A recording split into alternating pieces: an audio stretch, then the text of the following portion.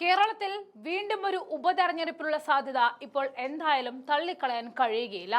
ഇടതുപക്ഷത്തിന്റെ സിറ്റിംഗ് സീറ്റായ പീരുമേട് മണ്ഡലത്തിലാണ് തിരഞ്ഞെടുപ്പിന് കളമൊരുങ്ങുന്നത് എന്നാണ് പറയുന്നത്. നിലവിലെ MLA വാഴൂർ സോമൻ അന്തരിച്ച പശ്ചാത്തലത്തിൽ സംസ്ഥാന തെരഞ്ഞെടുപ്പ് കമ്മീഷൻ വിവരം കേന്ദ്ര തെരഞ്ഞെടുപ്പ് കമ്മീഷൻ ഇതിനകം തന്നെ അറിയിച്ചു കഴിഞ്ഞിട്ടുണ്ട്. ഈ പശ്ചാത്തലത്തിൽ ഇനി ഉപതെരഞ്ഞെടുപ്പ് സംബന്ധിച്ച അന്തിമ തീരുമാനം എടുക്കേണ്ടത് കേന്ദ്ര തിരഞ്ഞെടുപ്പ് കമ്മീഷൻ തന്നെയാണ്. ഒരു വർഷത്തിൽ കുറവ് കാലാവധി മാത്രം ഉള്ളതുകൊണ്ട് തന്നെ ഉപതെരഞ്ഞെടുപ്പ് നടത്താതിരിക്കുവാനും തിരഞ്ഞെടുപ്പ് കമ്മീഷന് അധികാരമുണ്ട്. അതേസമയം തന്നെ 6 മാസത്തിൽ കൂടുതൽ കാലാവധി ഉള്ളതിനാൽ ഉപതെരഞ്ഞെടുപ്പ് നടത്തുവാൻ തീരുമാനിച്ചാൽ അതിനെ പലർക്കും ചോദ്യം ചെയ്യാനും കഴിയുകയില്ല. 2021 നിയമസഭാ തെരഞ്ഞെടുപ്പിൽ പീരുമേട് മണ്ഡലത്തിൽ നിന്നും 1698 വോട്ടുകളുടെ ഭൂരിപക്ഷത്തിനാണ് കോൺഗ്രസ് സ്ഥാനാർത്ഥി സിറേഖ് തോമസിനെ CPI സ്ഥാനാർത്ഥിയായിരുന്ന വാഴൂർ സോമൻ പരാജയപ്പെടുത്തിയത്. പീരുമേടിൽ നിന്നും ഹാട്രിക് വിജയം നേടിയ ES ബിജിമോളുടെ പിൻഗാമിയാണ് Vazhoor Soman. Vazhoor സോമന്റെ വിജയത്തിനെതിരെ UDF സ്ഥാനാർത്ഥിയായിരുന്ന സിറേഖ് Thomas കോടതിയെ സമീപിച്ചുവെങ്കിലും അനുകൂല വിധി ലഭിച്ചിരുന്നില്ല.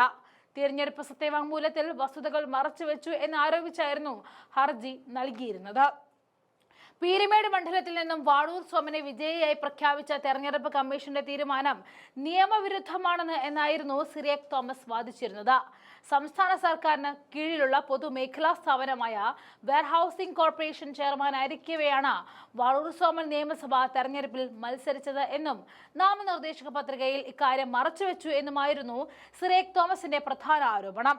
വെയർഹൌസിംഗ് കോർപ്പറേഷൻ ചെയർമാൻ സ്ഥാനം വഹിച്ചുകൊണ്ട് നാമനിർദ്ദേശക പത്രിക നൽകിയത് ഇരട്ട പദവിയുടെ പരിധിയിൽ വരുമെന്നും അദ്ദേഹം ചൂണ്ടിക്കാണിച്ചതാണ്.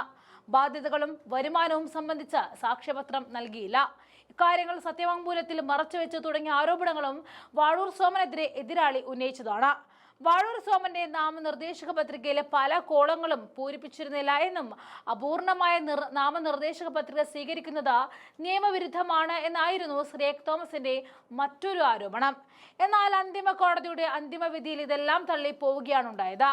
1698 വോട്ടുകളുടെ വളരെ ചെറിയ ഭൂരിപക്ഷത്തിന് മാത്രമാണ് ഇടതുപക്ഷ സ്ഥാനാർത്ഥിയായി മത്സരിച്ച വാഴൂർ സോമൻ വിജയിച്ചത് എന്നതിനാൽ പീരുമേടിൽ ഒരു ഉപതെരഞ്ഞെടുപ്പ് നടന്നാൽ അത് ഇടതുപക്ഷത്തെ സംബന്ധിച്ച് ശരിക്കും ഒരു അഗ്നിപരീക്ഷണമാകും എന്നതിൽ സംശയമില്ല.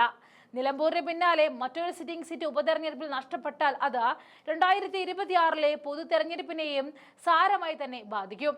നിലമ്പൂർ നഷ്ടമായതിന് പിന്നിൽ PV അൻവർ പിടിച്ച വോട്ടുകളും പരമ്പരാഗത കോൺഗ്രസ് മണ്ഡലമാണ് എന്നൊക്കെയുള്ള കാരണങ്ങൾ പറഞ്ഞു നിൽക്കാമെങ്കിലും ഇടതുപക്ഷം തുടർച്ചയായി വിജയിച്ചിരിക്കുന്ന പീരുമേടിൽ പരാജയപ്പെട്ടാൽ പിന്നെ പറഞ്ഞു നിൽക്കാൻ കഴിയുകയില്ല. കാരണം പീരുമേട് ഇടതുപക്ഷത്തിന്റെ കുത്തക മണ്ഡലമാണ്. ഇവിടെ മുന്നണി ധാരണ പ്രകാരം CPI ആണ് മത്സരിക്കുന്നത് എങ്കിലും CPIM-നും വലിയ സ്വാധീനമുള്ള പ്രദേശമാണ് താനും. അതുകൊണ്ട് തന്നെ പീരുമേട് മണ്ഡലത്തിൽ പരാജയപ്പെട്ടാൽ അത് 2026 ഇടതുപക്ഷത്തിന്റെ സകല കണക്കുകൂട്ടലുകളുമാണ് തെറ്റിക്കുക.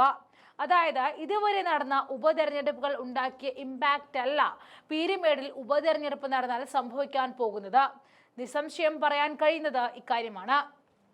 ഈ കടുത്ത രാഷ്ട്രീയ വെല്ലുവിളികൾക്കിടയിലും പീരുമേട് നിലനിർത്താൻ കഴിഞ്ഞാൽ മൂന്നാം പിണറായി സർക്കാരിനുള്ള സാധ്യതകൾ വർദ്ധിക്കുകയാണ്. അതുപോലെ തന്നെ നിലമ്പൂർ പോലെ പീരുമേടും പിടിച്ചെടുക്കാൻ UDF-ന് സാധിച്ചാൽ കേരളത്തിൽ ഭരണമാറ്റത്തിനുള്ള വ്യക്തമായ സൂചനയാണ് അത്തരമൊരു ജനവിധി മാറുക. രാഹുൽ മങ്കൂട്ടത്തിൽ വിവാദവും അതോടെ ആവിയായി മാറും എന്നതിൽ തർക്കമില്ല. അതുകൊണ്ട് തന്നെ തെരഞ്ഞെടുപ്പ് കമ്മീഷന്റെ നിലപാട് പ്രതിപക്ഷ നേതാവ് VD സതീശനും മുഖ്യമന്ത്രി പിണറായി വിജയനും ഒരുപോലെ നിർണായകമാണ്.